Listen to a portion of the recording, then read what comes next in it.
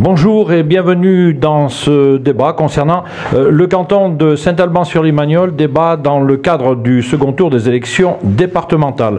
Ce débat est animé par Patrick Biancone, journaliste à la Lozère Nouvelle, Jean-Claude Astruc, journaliste à Radio Au Vive Lozère, Patrick Zimmermann, journaliste à la Lozère Nouvelle, met en image ce débat qui sera disponible 24 heures sur 24 sur le site 48 Info. Quant à la mise en onde, elle est signée Jean-François Clavel.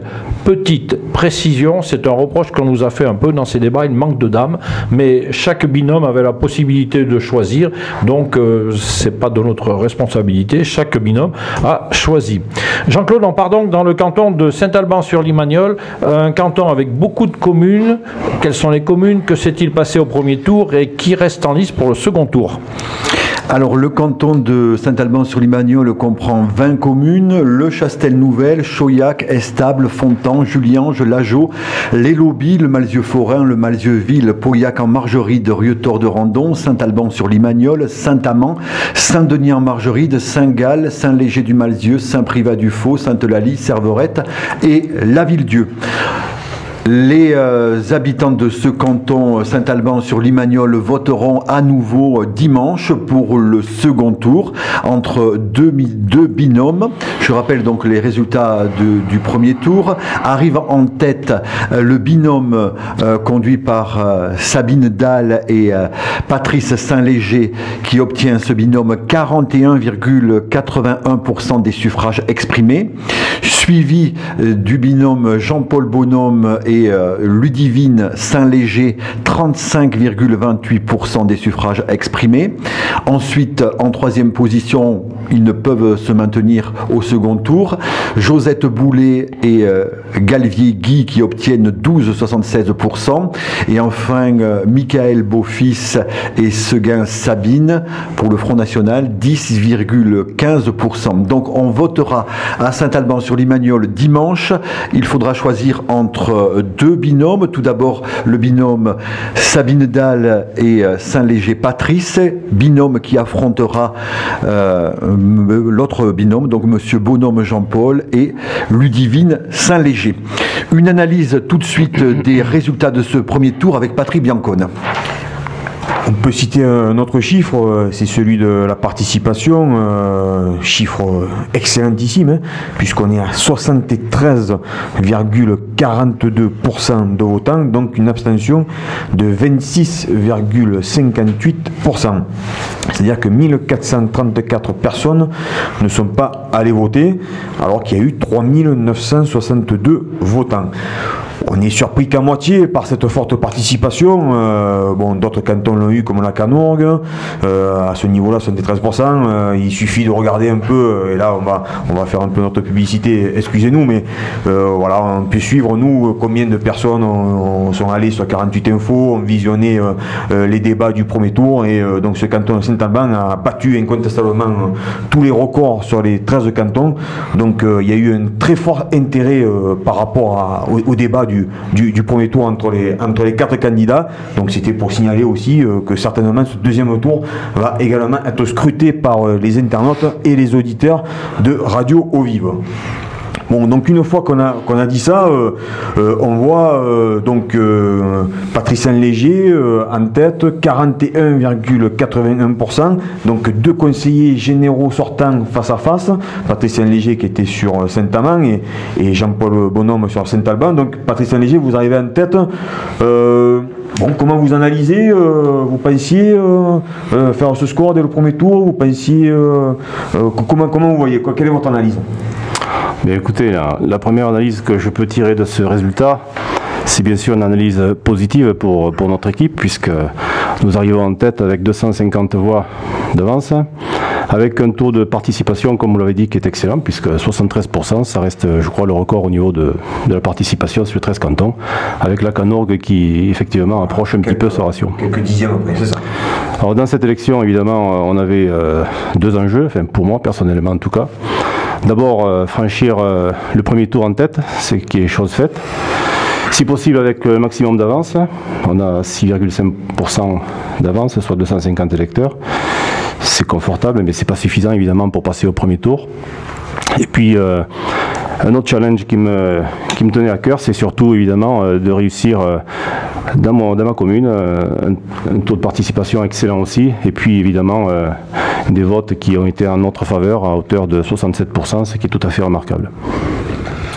Jean-Paul Bonhomme, on a entendu un peu de déception parce que d'abattement dans votre interview hier soir sur les radios. Est-ce que vous avez repris un peu de poids dans la bête là aujourd'hui? La bête ça se porte toujours bien. Voilà, le poil est encore fin. Voilà. D'abord, l'excellente nouvelle de ce premier tour, c'est que mon remplaçant va mieux. Il a eu un gros pépin de santé. Alors il va y avoir de la compensation. Il va y avoir de la compensation éphémère, bien évidemment, pour certains. Moi, en tant que médecin, en tant qu'humaniste, je tiens à souligner que ce soit victoire ou défaite, ce qui est le plus important, c'est que Lulu Trébuchon aille mieux. Et on a évité le pire. Heureusement, il avait un médecin qui était proche de lui, qui a pu le conseiller. Je crois qu'encore, c'est ce que je retiens le plus. Pour nos auditeurs, précisons que Lucien Trébuchon a fait un AVC quelques jours avant. Je ne trahis pas le secret médical personnellement, mais voilà, il faut voilà, il y a quelques déconvenus de cet ordre-là, mais aujourd'hui tout va pour le mieux. Voilà donc des causes multifactorielles, j'allais dire, dans cette analyse des résultats. On voit bien qu'effectivement le candidat sortant du coin arrive en tête à peu près dans toutes les communes. Et puis on peut analyser sur le plan personnel, sur le plan professionnel, certains qu'un médecin conseil est aussi un médecin contrôleur qui prend des sanctions, donc c'est pas toujours bien vécu. Et puis la politique, l'influence politique a joué un rôle. Moi je suis pas un béni oui. Donc je dis les choses telles que je les veux, telles que je les vis, et avec personnalité dans mon caractère d'indépendant. Et puis au-delà de ces résultats, je n'oublie pas quand même le réservoir de 900 voix, pratiquement, qui reste. Et plus si on rajoute les bulletins nuls ou les bulletins blancs.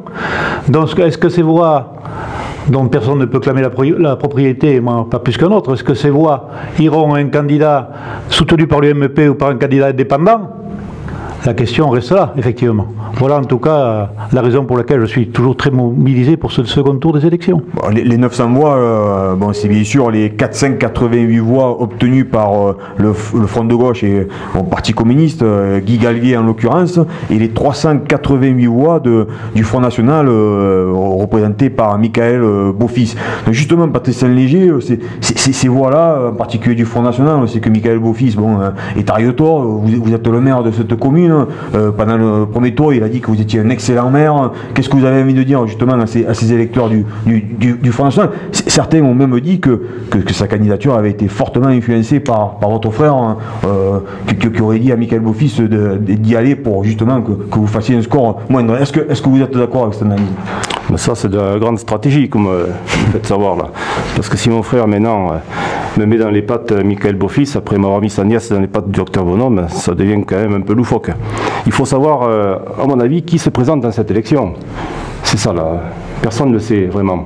Aujourd'hui, on a un binôme un petit peu contre nature, il faut le dire, un petit peu artificiel. Et on sait bien derrière que c'est Francis Saint-Léger qui tire un petit peu les manettes. Donc cette élection, elle a été difficile parce que je me suis confronté non seulement à un binôme, mais à un autre conseiller général, en l'occurrence M. Brugeron sur le Malzieu, qui faisait campagne active pour le binôme opposé, et puis contre un ex-député, mon frère en l'occurrence. Donc vous voyez, on était à 3 contre 1, ce qui permet quand même de valoriser un petit peu la performance que nous avons faite et qui nous place en tête aujourd'hui. Quant à Michael Beaufils, il trouve que je suis un excellent maire, c'est tout à mon honneur, c'est tout à son honneur aussi. Michael Beaufils, c'est un Rieux-Tortais, mais dans la liste de Michael Beaufils, il y a plus que des Rieux-Tortais. Et de toute façon, les voix du Front National aujourd'hui n'appartiennent ni à Michael ni à sa binôme, ils appartiennent aux électeurs et ceux qui choisiront pour qui ils votent au deuxième tour. Vous avez fait allusion à ce soutien du maire du Malzieu, Jean-Noël Bougeron, ancien conseiller général auprès du docteur Bonhomme. Vous avez été surpris ou vous y attendiez? Est-ce que vous l'aviez contacté? Est-ce que vous avez eu des relations avec lui? Comment ça s'est passé? Oui, bien sûr que j'ai eu des relations. Je ne me présente pas sur un canton sans indiquer au maire et au conseiller général du canton que je vais me présenter. Bien sûr que je l'ai rencontré, évidemment. Bon, c'est tout. Il ne m'a jamais dit qu'il soutiendrait ni l'un ni l'autre. Par contre, il s'est dévoilé la dernière semaine et effectivement, tout le monde a pu constater qu'il était le soutien de l'équipe adverse. sans trahir les secrets, mais comment ça s'est passé, comment c'est passé ce ralliement, c'est vrai qu'il a été surprenant parce que bon, tout naturellement, Jean-Noël Brugeron est un ami de toujours. Jean-Noël Brugeron est un gars qui était indépendant comme moi, qui a tenu sa indépendance. Il m'a fait part il y a quelques mois déjà qu'il ne souhaitait pas se représenter. Il m'avait dit bon ben si tu souhaites y aller, et puis voilà, ça a été au-delà. Je ne l'ai même pas sollicité pour avoir son soutien officiel. Ça, c'est absolument certain. Je n'ai pas eu aucune intervention de façon à ce qu'il me soutienne. C'est une démarche personnelle qu'il a faite. Voilà, avec... C'est vrai que si on reprend les résultats, donc au Malzieu-Ville, donc voilà, la commune, le Malzieu-Ville, bon, Jean-Paul Bonhomme arrive en tête avec 41,55%, donc 172 voix. Deuxième, Patrice Saint-Léger avec 35,51%, donc 147 voix. Rietor de Randon, Patrice Saint-Léger y faisait allusion. On est donc Patrice Saint-Léger en tête, commune dont il est maire, avec une participation de 79,80%, ça doit être un record je pense pour une ville avec plus de 500 habitants, donc 66,81% pour Patrice Saint-Léger, 318 voix, deuxième Jean-Paul Bonhomme, 21,85%, 104 voix. Et donc il faut citer Saint-Alban, donc la commune de Saint-Alban, là aussi une participation de 72,88%. Premier Jean-Paul Bonhomme, on rappelle que bien sûr que vous êtes maire de cette commune, 47,24%, 402 voix. Deuxième Patrice Saint-Léger, 23,38%, 199 voix. Et après il y a une commune quand même qui mérite d'être citée, parce qu'il y a quand même 647 inscrits, et là aussi il y a eu 73,26% de votants, c'est le Chastel Nouvelle. Patrice Saint-Léger arrive en tête avec 51,25%, 225 voix. Deuxième, Jean-Paul Bonhomme, 25,06%, 110 voix. Bon, une campagne tendue entre vous deux. On nous a relaté un incident lors de la réunion dans votre commune à Saint-Alban de Patrice Saint-Léger, la porte close, il a fallu attendre 20 minutes, une demi-heure qu'un employé communal vienne ouvrir. Qu'est-ce qui s'est passé? Effectivement, c'est un regrettable malentendu. Moi, j'avais d'autres préoccupations et j'aurais dû m'assurer effectivement qu'il y en a eu qui aille accueillir mon collègue. Je n'ai absolument pas cet esprit.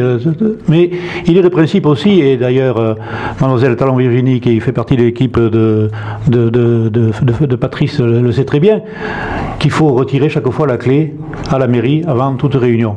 Donc, elle avait l'information, mais je dois dire que de l'autre côté, on a cette démarche involontaire que je regrette effectivement, qui est regrettable, mais qui est absolument involontaire. Monsieur Patrice Saint-Léger, tu peux me croire sur parole et sur mon honneur. Si il me reste quelque chose de cette élection, c'est avant tout l'honneur et l'honnêteté. C'est bien que tu le dises en public, mais effectivement, ça s'est passé comme ça. Et j'avoue que sur les 20 communes que nous avons visitées, nous avons toujours été accueillis, évidemment, par le maire ou des représentants de la municipalité. Un quart d'heure avant, ils ont assisté à la réunion. Et puis tu vas pas accueillir tort, hein?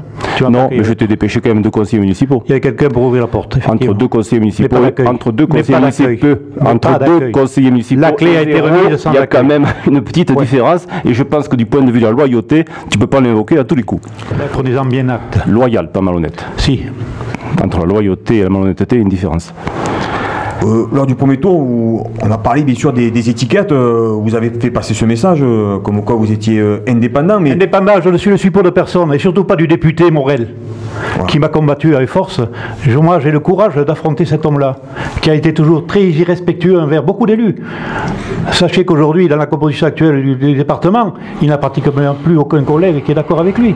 Moi, c'est un positionnement d'homme que j'ai, et d'honnêteté là aussi vis-à-vis de lui. Lorsqu'on décrit de façon épouvantable, comme vient critiquer des collègues, des confrères, des amis, je ne l'accepte pas. Et ça, je resterai intangible, quelles que soient les conséquences de ma position. Donc, vous affirmez aujourd'hui que le député Morel a œuvré contre vous en apportant tout ce soutien. Bon, on sait que le binôme de Patrice, c'est Saint-Léger, c'est donc Sabine Dalle qui était la suppléante de Pierre Morel. Mais donc vous dites que ça allait beaucoup plus loin, qu'il y a eu des...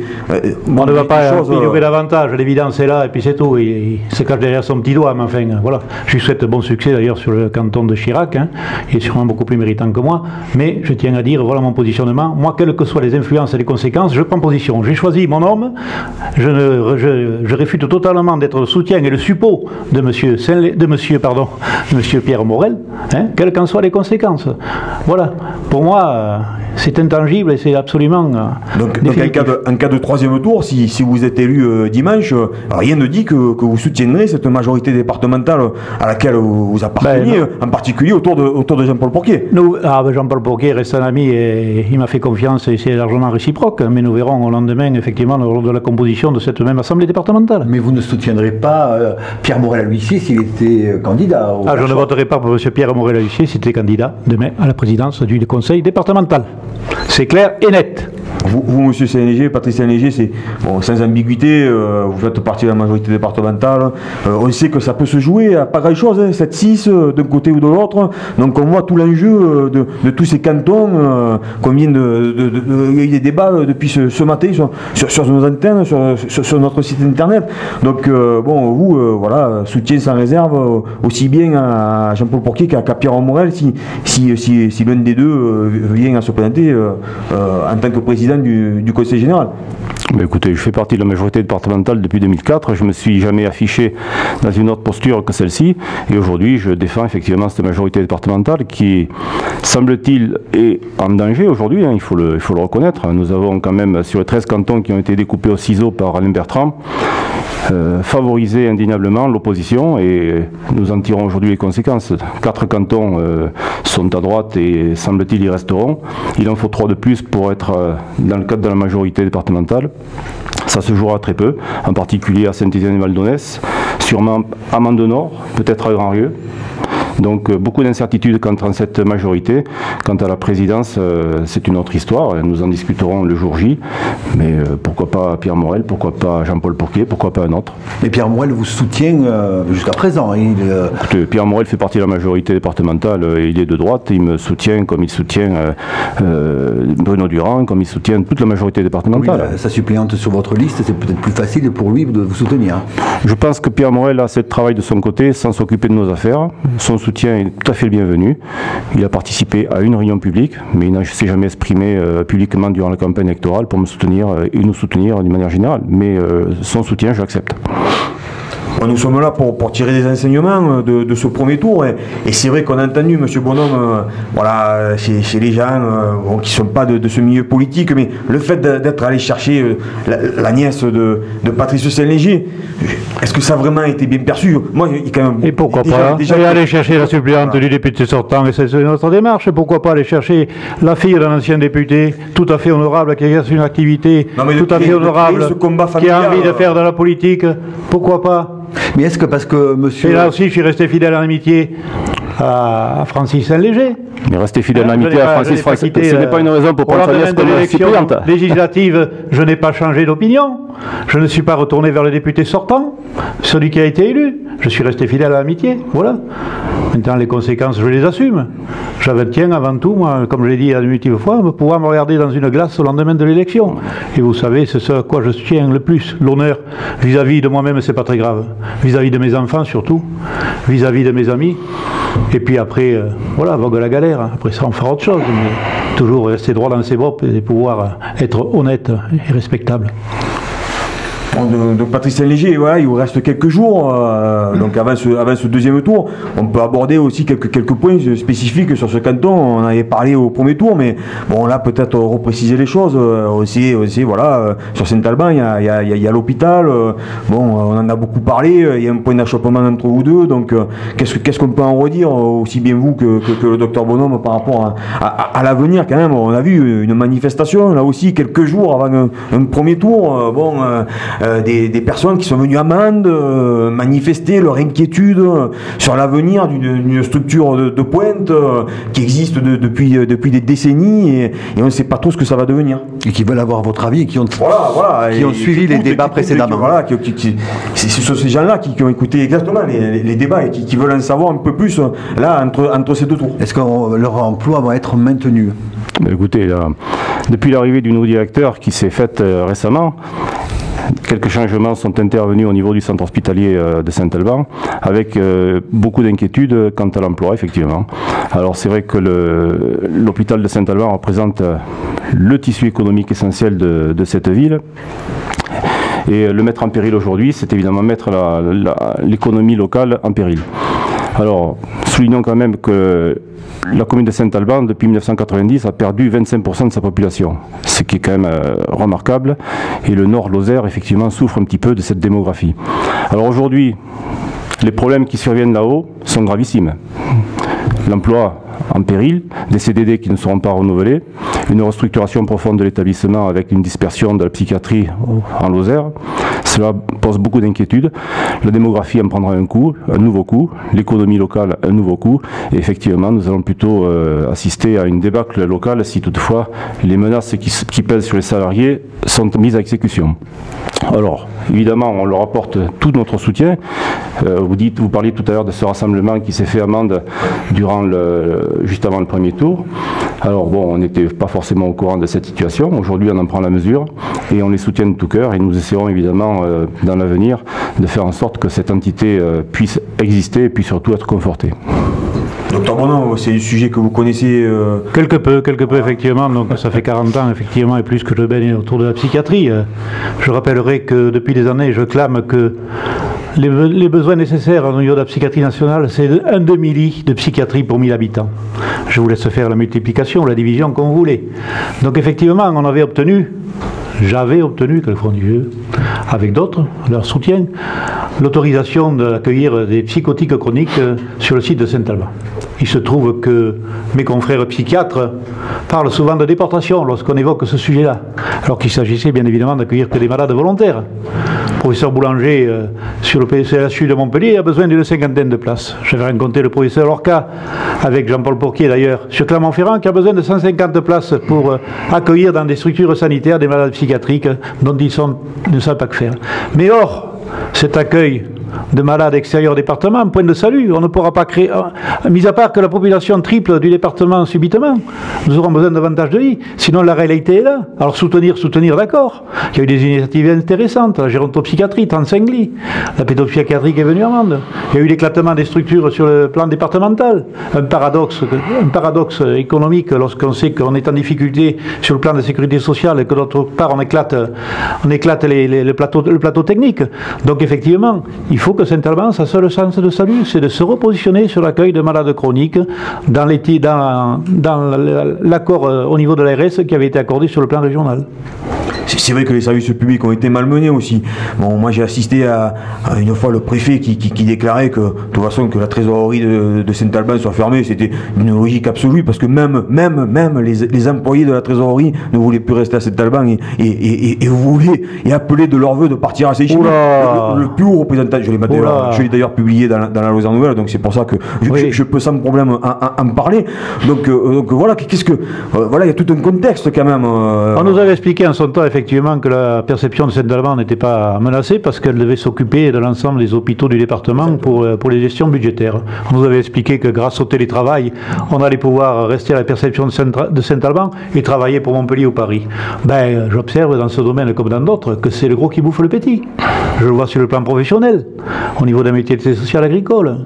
Hein, effectivement, mon secrétariat médical est fermé depuis le 1er février. Mon secrétaire médical est aujourd'hui à Béziers.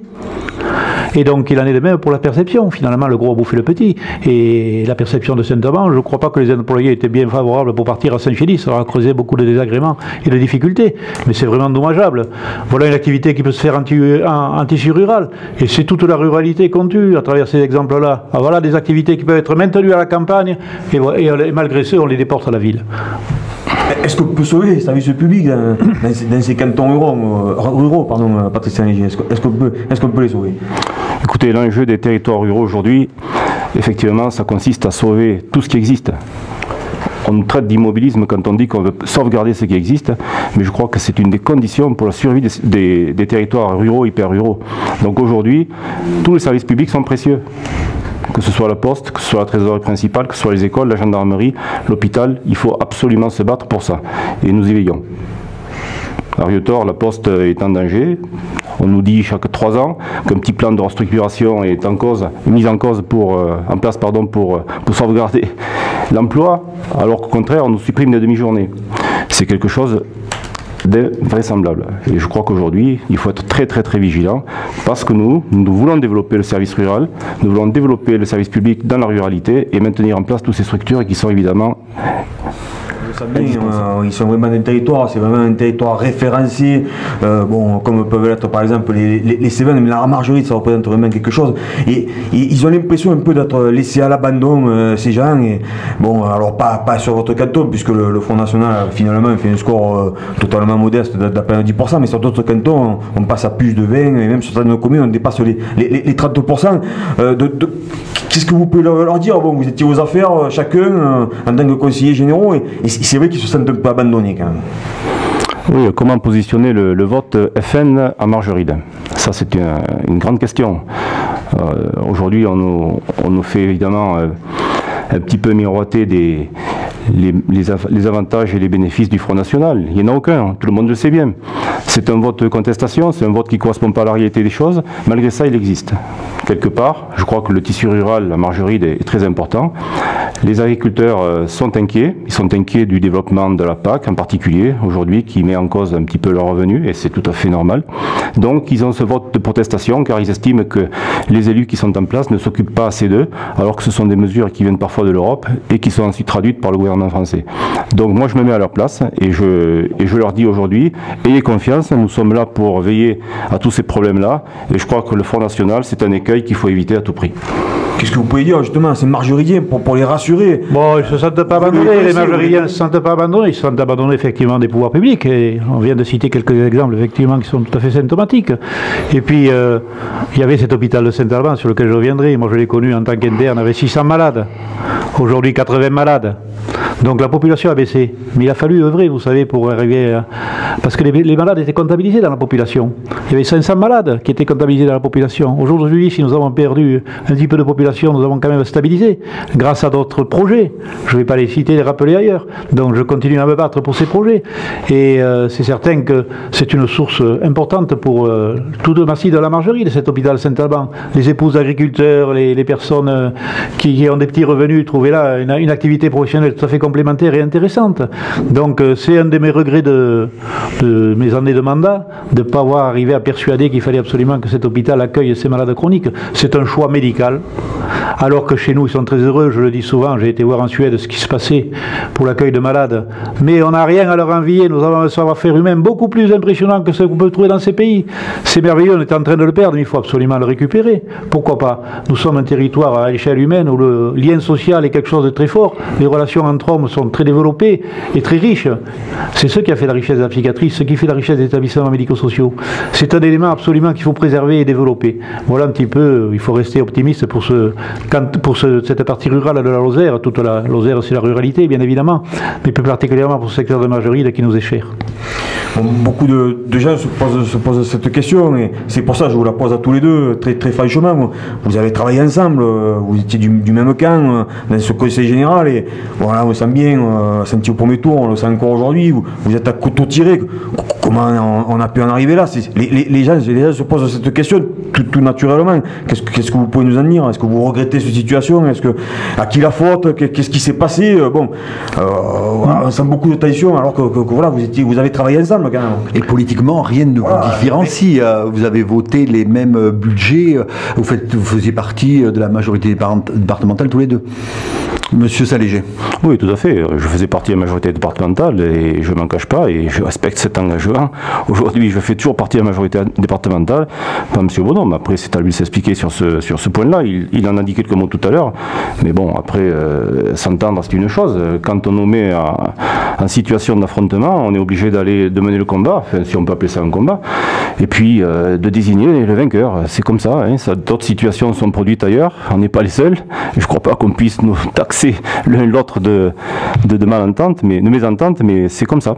Et vous avez les mêmes électeurs, enfin, vous étiez de la même tendance politique, tous les deux d'hiver droite, enfin, voilà, qu'est-ce qui vous différencie concrètement? Écoutez, ce qui nous différencie aujourd'hui, c'est sûrement un programme électoral, hein, et puis ça ne s'arrête pas là. Les idées, on peut partager les mêmes idées, les mêmes tendances, on peut avoir une petite différence et quelques nuances sur la manière de faire avancer les choses et de concevoir l'avenir. Monsieur Bonhomme. C'était facile de dire à quelqu'un, tu restes chez toi, c'est moi qui y vais. aussi bien pour Patrice que pour moi. Vous avez eu cette impression que c'est très facile. Vous écartez dès le départ. Non, j'ai rigolé dès le départ. On a dit on va monter une association dans la majorité départementale. J'ai dit ça finira en eau de boudin obligatoirement. Donc cette association d'ailleurs ne s'est pas structurée, ne s'est pas montée. C'était immanquable. Tout le monde a le droit de se présenter, Patrice comme moi. Nous avons des différences de relations. Nous avons des différences de vision économique, de vision différentes, mais ça fait partie de l'homme. Et puis voilà, c'est la dualité, c'est là que s'enrichit le débat. C'est pas en étant des bénis oui-oui, comme j'ai dit tout à l'heure, qu'on fait avancer les choses, c'est vraiment en se confrontant, même si c'est quelquefois un petit peu dans la violence verbale, mais ça n'ira pas au-delà. Mais je sais qu'après, au lendemain de l'élection, nous travaillerons ensemble pour la Margeride, parce que c'est ce qui est le plus important, hein, quelles que soient nos divergences d'appréciation, quelle a été un petit peu la difficulté de cette campagne. Moi, avant tout, je suis un homme de sagesse et de passion, mais je saurai me ranger vers cette sagesse qui m'anime. Vos relations ont évolué quand même. Au départ, vous vous entendiez. Est-ce qu'il y a eu un élément déclencheur? Non, absolument pas. Il n'y a pas eu de non. Simplement qu'il y a eu deux candidatures simultanées, c'est tout. Des paroles d'apaisement quand même, de la part du docteur Bonhomme. Vous en prenez acte, bien sûr que j'en parle. Simplement une parenthèse en ce qui concerne le temps, Monsieur Bonhomme, c'est terminé. Enfin, vous avez croqué vos 10 minutes. Monsieur Saint-Léger, il vous reste 2 minutes avant la conclusion. L'apaisement, il est inévitable. Une fois les élections passées, on a toujours quand même tendance à revenir sur de bons principes, des principes d'humanité. Je les appliquerai, n'ayez crainte. Maintenant, le fait d'avoir heurté un petit peu ma famille m'a forcément un petit peu froissé, il faut le dire. J'espère que nous arriverons dans l'avenir à reprendre des relations cordiales et de mettre ça de côté. La campagne a été difficile. Mais non, elle n'est pas difficile. Pourquoi dites-vous qu'elle est difficile? Vous savez, durant une campagne, on ne se croise pas. Hein. Donc ensuite, on aborde des gens, on discute avec eux de leurs problèmes, mais on n'évoque pas forcément le candidat qui est en face de nous.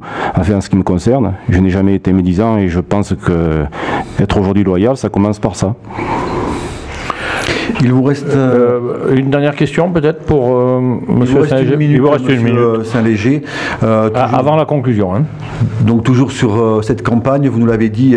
Sur l'aspect agricole, bon, c'est vrai qu'on n'en a pas abordé, mais bon, bien sûr, en Margeride, sur votre canton, c'est un aspect fondamental, cette nouvelle PAC qui peut avoir des conséquences aussi sur la vie des agriculteurs. Le Front National en avait parlé la fois dernière, et c'est très important pour eux. Oui, mais je l'ai évoqué tout à l'heure. Ce sont des problèmes qui sont récurrents. Dans l'agriculture, tous les 6 ans, nous avons une remise en cause de cette PAC, c'est-à-dire qui détermine les revenus des agriculteurs par rapport aux aides qui leur sont accordées.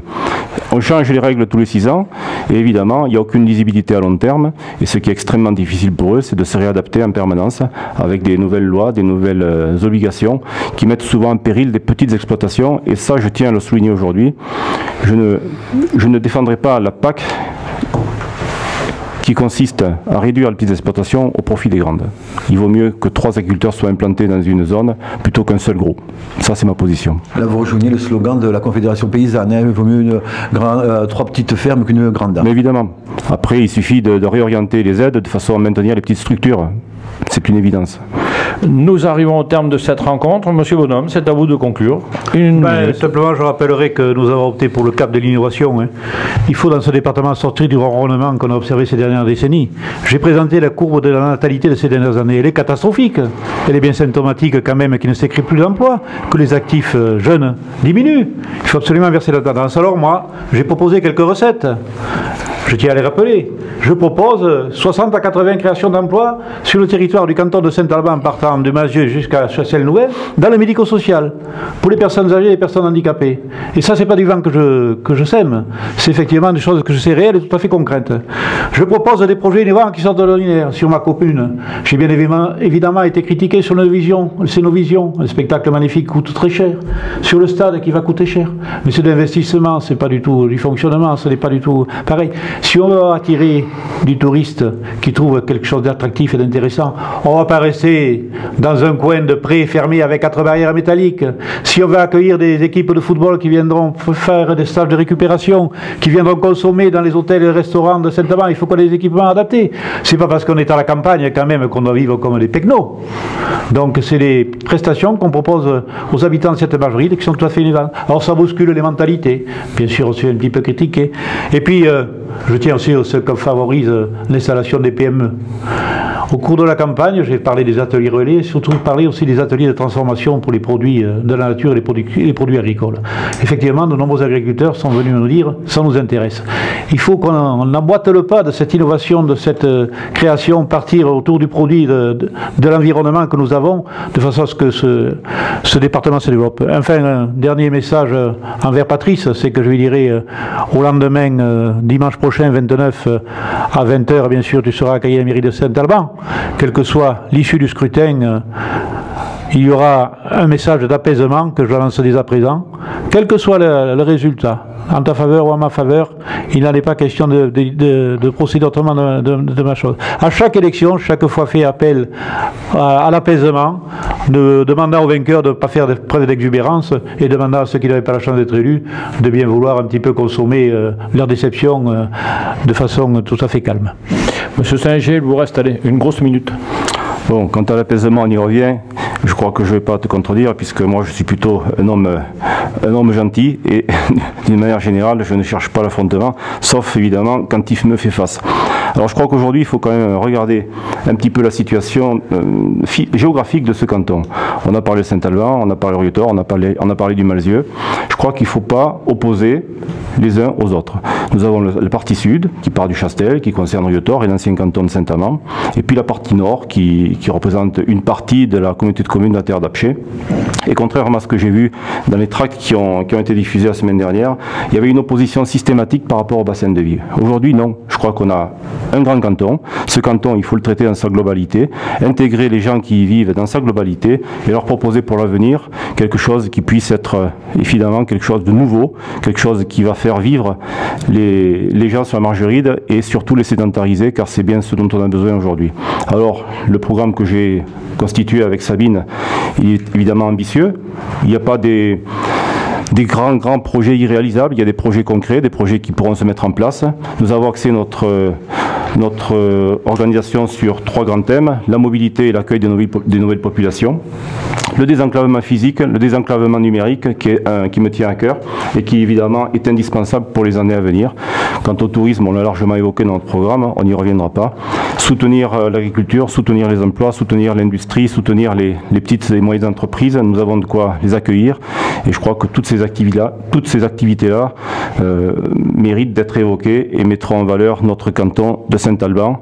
Je crois qu'il faut aujourd'hui mettre un petit peu d'apaisement, surtout dire aux uns et aux autres que ce deuxième tour n'est pas fini, il faut continuer à se battre, se mobiliser et surtout venir voter dimanche prochain. Ainsi se termine ce débat concernant le canton de Saint-Alban-sur-Limagnole. Ce débat était animé par Patrick Biancone, journaliste à la Lozère Nouvelle, Jean-Claude Astruc, journaliste à Radio Eau-Vive Lozère. Il était mis en image grâce à Patrick Zimmermann, journaliste à la Lozère Nouvelle. Ce document, donc cette vidéo, sera disponible sur le site 48 Info. Et merci à Jean-François Clavel, qui a assuré la partie technique de cette émission. Merci à vous également, Jacques Deschaux, d'avoir animé ce débat. Merci.